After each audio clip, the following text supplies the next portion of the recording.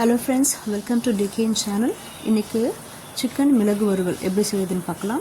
இதுக்கு தேவையானது ஒரு பேனில் எண்ணெய் ஊற்றிட்டு 2 பட்டை 2 லவங்கம் ஆட் பண்ணிக்கோங்க. ஒரு முழு வெங்காயத்தை நறுக்கிட்டு அதில் ஆட் பண்ணிக்கோங்க. பிறகு இஞ்சி பூண்டு பேஸ்ட்டு, கறிவேப்பிலை, கொத்தமல்லி நல்லா சேர்த்து நல்லா வதக்கி விட்டுடுங்க.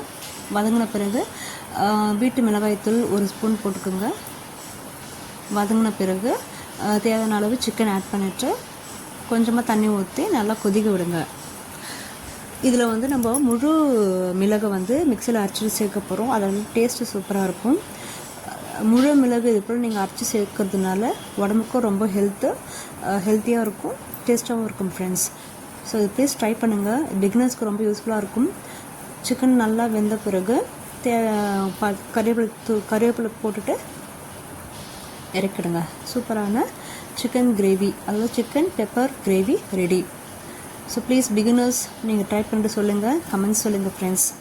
ஸோ இந்த பக்கம் சிக்கன் குழம்பு இருக்குது, சூப்பராக இருக்கும் friends. Please try it and subscribe my channel friends. Thank you friends.